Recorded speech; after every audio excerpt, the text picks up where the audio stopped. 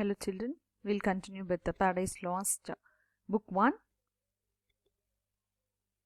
line number 90. Not exactly 90, it could be line number 96. So from what height fallen, so much the stronger proved. He with his thunder, he refers to God, with his thunder is the position that God has. He with his thunder position, until then who knew the force of those dire arms? So until now, no one knew the power of God. Now Satan says we know the power of God or the strength of God because of this punishment or the place where we dwell now. Because of this hell, we know the power, the strength of God. It not for those, nor what the potent victor in his rage can else inflict. Do I repent or change?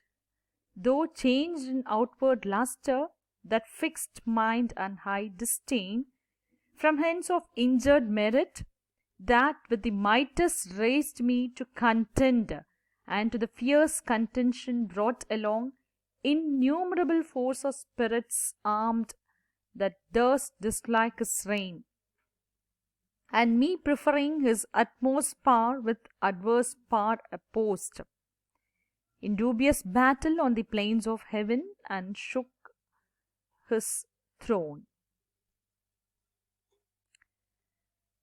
And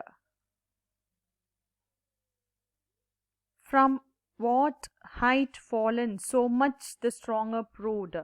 So here Satan says, you see from what height, what a height to what a depth we have fallen. So Satan and his angels, from what height they have fallen. So God's superiority over Satan or over them, over the fallen angels, can be measured by the depth of their fall, or secured as it is by his thunder, God's thunder or position. But until they faced their defeat, they could not have understood the power of God. So his power or the God's strength is understood by them only after their defeat. And Satan says he will not repent what has happened to them. He will not repent what has happened to them. And he says what else the powerful victor might inflict upon them in his wrath. What else? This is the worst punishment. And what else he could? So he says, do I repent or change? So even now he is not ready to repent or change. So what else? This is the worst punishment. And what else can inflict? What more he could give? God could give. What more punishment he could give than this? And what else that is the powerful God can give? I cannot give up. I cannot. Do I repent or change? He says, I cannot give up. Satan says, I cannot give up. I cannot give up my resolve or my proud contempt arising from the great sense of injustice which urged me to challenge the Almighty. So to rally around a large body of angels who disliked this tyranny, they chose me as their leader, and we all together waged war in heaven, and that shook his throne. So he says, the God can never take this anger from me, and to the fierce contention brought along innumerable force of spirits armed. So God cannot take. So I brought along with me the innumerable fallen angels. I brought along the fallen angels who preferred me, that does dislike his reign. So they disliked the fallen angels, innumerable force of spirits. They disliked his, refers to God. They disliked God's reign, and instead they preferred me preferring his utmost power. They preferred me to God's power, and that brought this this punishment with adverse power opposed, that is God's power opposed, and we had a battle. It's a dubious battle. Dubious battle is a battle which we failed. Okay, where we defeated. We had a battle, a doubtful war which we had with God in heaven, and to shook his throne, to defeat God, but we all failed. And what thought the field be lost? It does not matter much if we have lost. So what though the field be lost? So he says, though he has lost, though he has failed in the war, he says, Satan says, it does not matter much even if we lost. So what though the field be lost? Next, all is not lost. The unconquerable will and study of revenge, immortal heat and courage, never to submit or yield, and what is else not to be overcome. So all is not lost, the unconquerable will. So Satan says he has not lost everything. He has not lost this unshakable determination. Unconquerable will is unshakable determination. So he has not lost his will. He has not lost his determination, which still burn with persistent desire to take revenge and to nourish that undying hate. Still he has the same desire to take revenge against God. He still possesses that unyielding courage against God. And though God has taken, he says, though God has taken, though that glory never shall his wrath or might extort from me.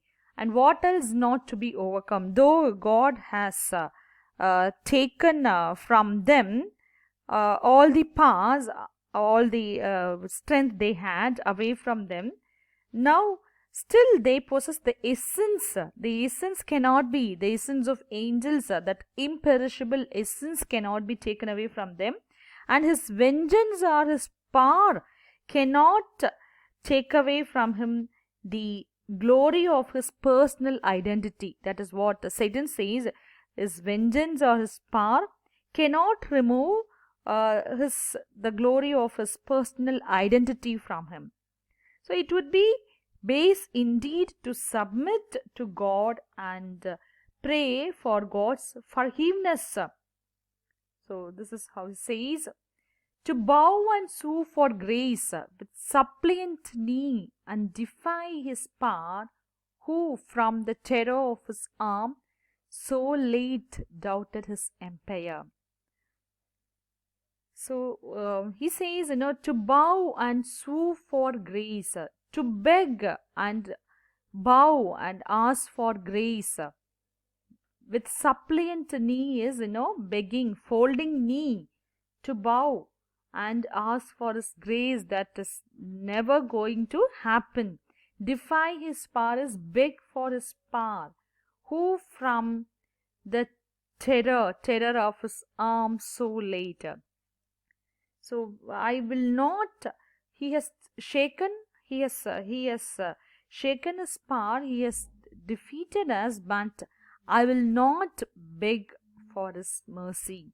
To bow and sue for grace with suppliant knee, I will never beg for his grace or for his mercy with folded knee.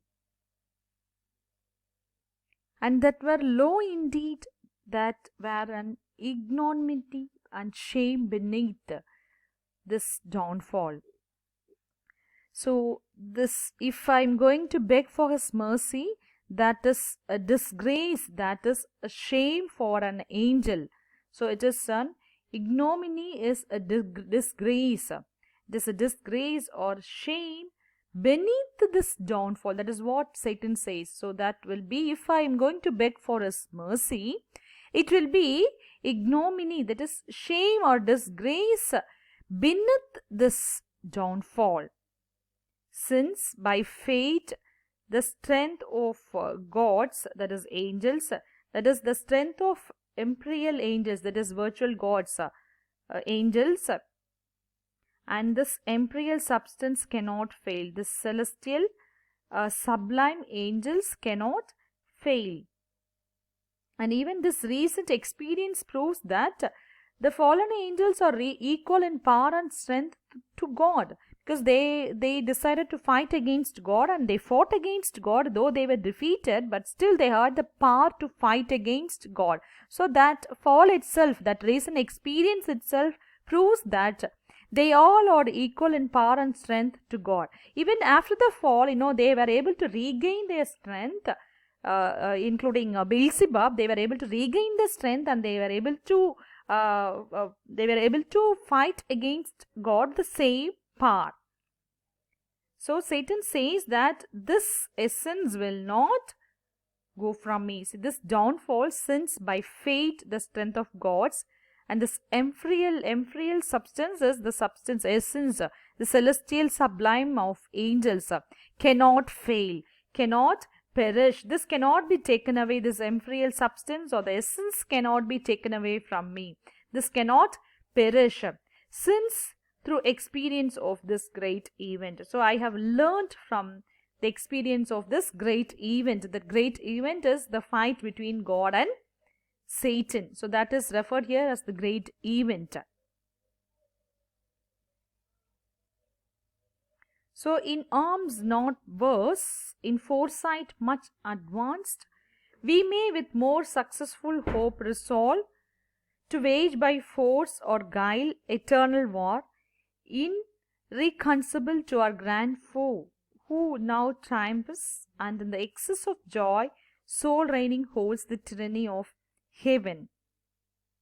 So now Satan says, since through our experience of this great event, as I said, it referred to the fight between God and Satan. So both are equal in force, are equal in power and talent, in arms. So that proved that we both, that is God and Satan, are equal in arms and they are not worse to his talent or power. In foresight much advanced, he says he is much advanced in foreseeing or pre-planning. He is much advanced to God. In foresight much advanced in foreseeing or in pre-planning, Satan is much advanced to God. And we may with more successful hope, so he gives hope to the fallen angels, he says, and we with more successful hope, the fallen angels can resolve to wage by force or guile. They are planning to wage an eternal war against God. So Satan says it's doubtful about his success. So he says, to wage war by force. So he says force or by guile, and it's an eternal war. He says it's an eternal war because, as I said, it's doubtful about the prospects of victory. So he says it's an eternal war which he is going to wage against God by force, by using either force or guile, cunningness, and irreconcilable means it can't be united.